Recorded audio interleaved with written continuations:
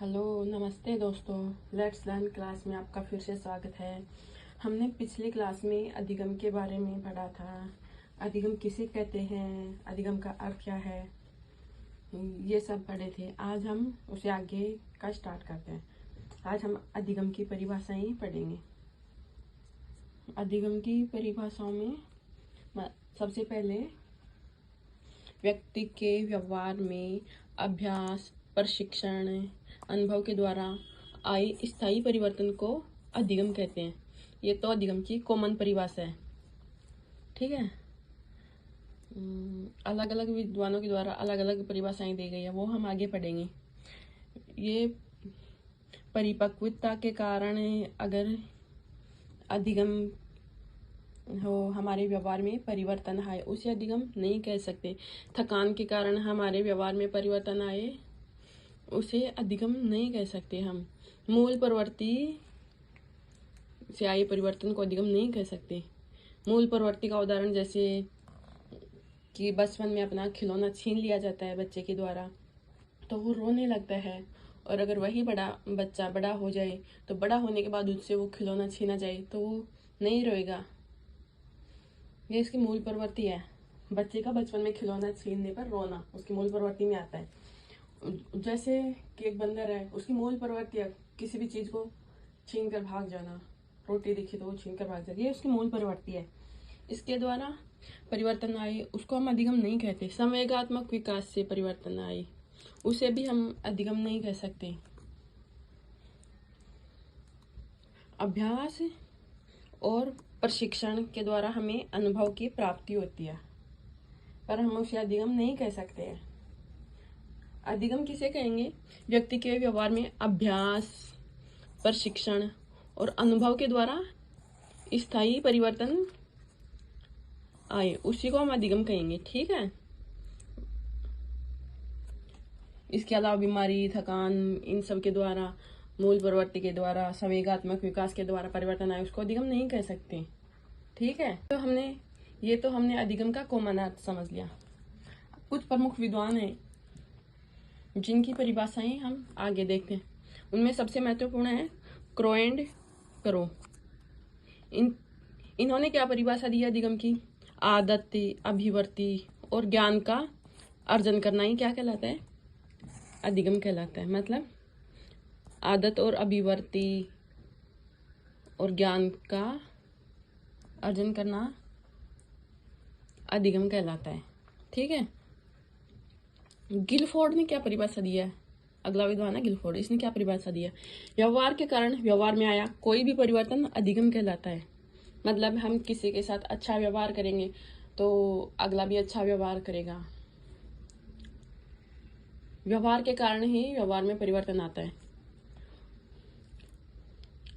उसको हम अधिगम कहेंगे। मान लो ये बच्चा है, ठीक है, इसने इस बच्चे को गुड मॉर्निंग बोला, तो ये बच्चा भी इसको गुड मॉर्निंग बोलेगा। ये हुआ, इन दोनों के व्यवहार में परिवर्तन आ रहा है ना, इसको अधिगम कहेंगे। और मान लो अगर ये बच्चा इसको चांटा मारता, तो बदले में ये बच्चा भी इसको चांटा मारता, ये भी हुआ तो अधिगम ही ना। व्यवहार के कारण व्यवहार में परिवर्तन आया ना, इसी को हम अधिगम कहते हैं, ठीक है।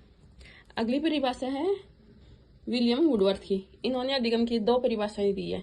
पहली परिभाषा है विकास अधिगम विकास की एक प्रक्रिया है। मतलब विकास, अधिगम में निरंतर विकास होता रहता है। और दूसरी परिभाषा दी है नवीन ज्ञान एवं नवीन प्रवृत्तियों का अर्जन करना ही क्या कहलाता है? अधिगम कहलाता है, ठीक है। वुडवर्थ के अनुसार दो परिभाषाएं दी है, जिसमें पहली में तो क्या बताया इन्होंने? विकास की एक प्रक्रिया है, ठीक है। और दूसरी परिभाषा में क्या बताया?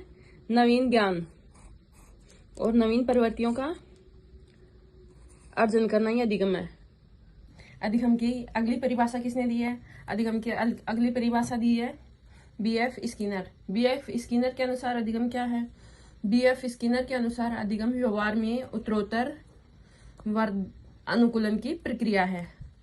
अनुकूलन की प्रक्रिया किसने बताया अधिगम को? B.F. स्किनर ने। उत्तरोत्तर का मतलब क्या होता है? वर्दी दर वर्दी।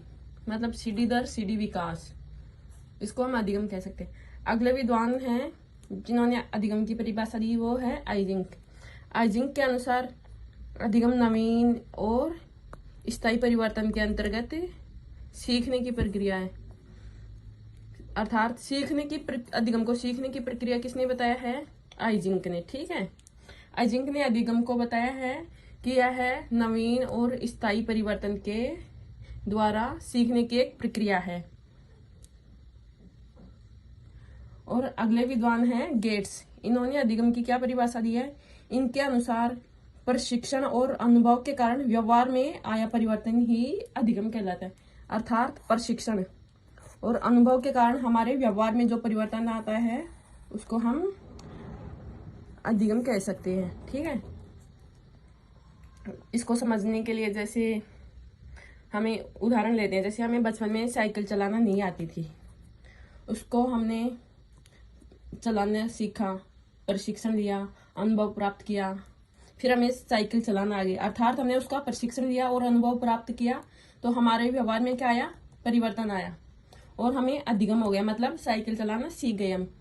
इसी प्रकार हम दूसरा उदाहरण ले सकते हैं कि पहले हमें पढ़ाना नहीं आता था, हमने बीएड की, प्रशिक्षण लिया और अनुभव प्राप्त किया, उससे हमारे व्यवहार में परिवर्तन आया और हमने पढ़ाना सीख लिया, अर्थात हमें अधिगम की प्राप्ति हो गई।